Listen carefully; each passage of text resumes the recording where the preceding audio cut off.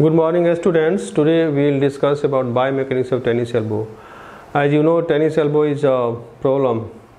It's a very basic problem for the players, those play tennis and badminton, and even in ladies, those are working in the house with the like cleaning the clothes and other activities in the kitchen. Those are prone to this problem. Now let us discuss about the definition of tennis elbow. It is also known as lateral epicondylitis, and it is caused by the repeated forceful contraction of wrist extensors, primarily the extensor carpi radialis brevis muscle. Tennis elbow basically afflicts the 40 to 50% of the average recreational tennis players, but most of these players more than 30 years of age. Overall, 95% of tennis elbow occurs in non-tennis players. Tennis elbow is thought to be the result of microtrauma, the overuse and inflammation at the origin of extensor carpi radialis brevis muscles as a result of repeated large impact forces created when the ball hits the racket in the backhand stroke. In this way, now the introduction about this thing, this condition, the tensile stress created at the origin of ECRB may cause microscopic tears that leads to the inflammation of the lateral epicondyle.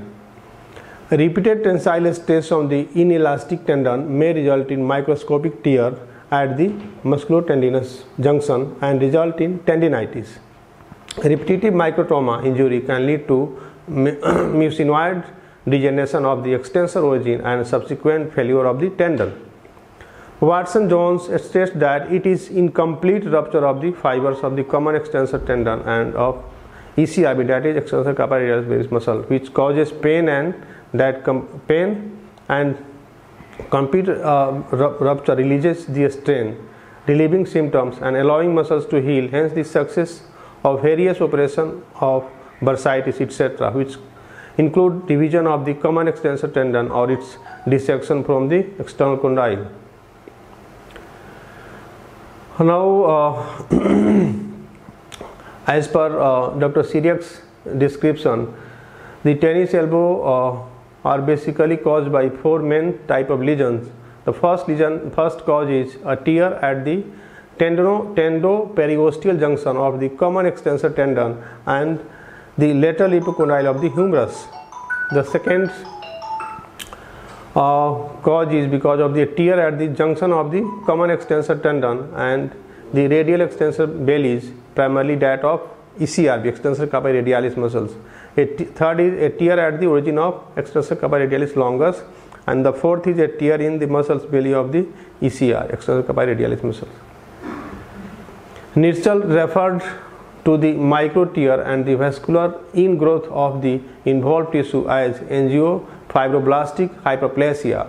Some muscles like flexor carpi radialis, pronator teres, and the extensor carpi ulnaris may involve in tennis server. When the combined motion of the elbow extensors, pronation, and the wrist flexion is used, high velocity video analysis shows that the elbow moves from 116 to 20 degree of flexion during serving. Ball impact occurs at an average of 35 degree of flexion. The forearm is in 70 degree pronation at full impact. This is the biomechanics behind the tennis elbow, and it basically occurs during the backhand stroke. Now the other authors also told about the tennis elbow, like causes and pathology.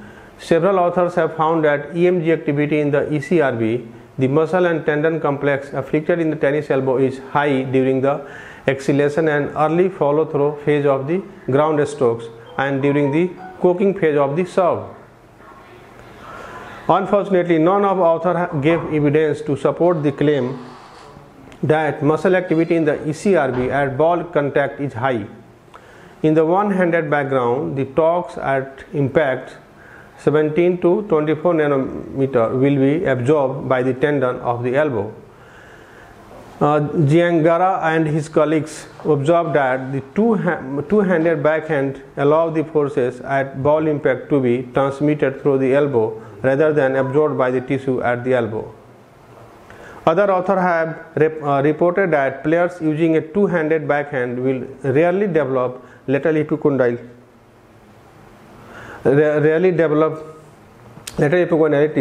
because the helping arm appears to absorb more energy and change the mechanics of the swing. As seen by Morris and colleagues, Giangara and associates, and Leach and colleagues, players who utilize the two-handed backhand have a very low incidence of tennis elbow, because the forces is basically divided. These three studies conclude that two-handed backhand stroke is probably the most effective backhand stroke to prevent lateral epicondylitis. If you are hitting the cork, you should use in that manner. A study shows that wrist extensors are highly involved in the strokes served forehand and both one and two-handed backhand strokes. This relatively high involvement, 40 to 70% MCV, throughout play may result in overload of this muscular group. Thus, tennis elbow may be caused simply by continued use of these muscular symptoms in all strokes, and not just because of the high forces absorbed at impact. Another theory concerning impact states that if the extensors group is already at near maximum contraction, vibration and twisting moments are transferred directly through the muscle, go to the tendinous insertion, causing repeated microtrauma. If the muscle is the stiffest element in the system, the force will be transferred to the tendon. Therefore, the stretching is required prior to going for the play activity. Stretching of the wrist extensor muscles. It is evident that a need exists for a specific study of muscular response during analysis of the impact phase needs to be conducted specifically for the one-handed backhand ground stroke. Now, anatomy of the wrist extensor muscles. Wrist extension is accomplished by the combined action of the extensor carpi radialis muscles, extensor carpi radialis brevis, and extensor carpi ulnaris. These muscles all originate on the lateral epicondyle of the humerus, including the supracondylar ridge. The wrist extensors insert distal to the carpus on the second, third and fifth metacarpal bones respectively. The lateral epicondyle is also the origin of extensor digitorum and extensor digiti minimi, which inserted into the extensor mechanics. Here you can see the muscle is originated from the lateral epicondyle area and it is inserted over the carpal bones basically. Each wrist tendon has a substantial amplitude of excursion. Means each muscle has its limitations of stretchability.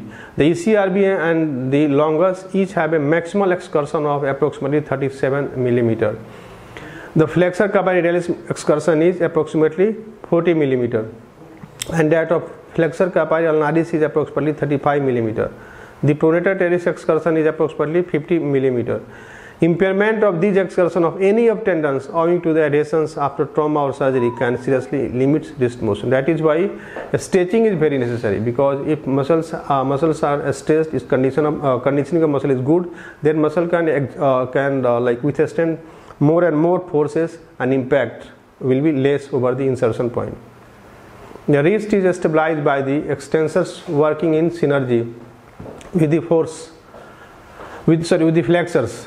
Biomechanical models have shown that and pinching tasks always produce a flexion moment at the wrist that must be countered by the wrist extensors. Many tasks requiring use of hand tool or writing instruments require wrist extensor activity, because optimal hand function occurs when the hand is in complete fist and the wrist is in extended position, that is between 15 to 20 degree. The grip size of the implement and the resting posture of the wrist can have a great impact on producing and alleviating symptoms. Other contributing factors including incorrect causes of tennis elbow. Most patients with lateral epicondyle are age group between 30 to 55 years and may have poorly conditioned muscles. This is the main cause, poor conditioning of the muscles. Muscles are weak and there is tightness of the muscles. Most common cause of tennis elbow in tennis player is a late mechanically poor backhand stroke. See, when you are using the backhand stroke, you should prepare before and you should tilt your body forwardly so that the impact will produce less on the hands. That causes excessive repetitive force across the extensor ward of the elbow. Occupational tasks involving repetitive movement of the wrist and hands.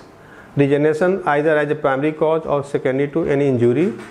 Injury either as a primary cause or maybe because of degeneration. Thank you very much. We'll discuss the remaining part of this topic in next class. Thank you.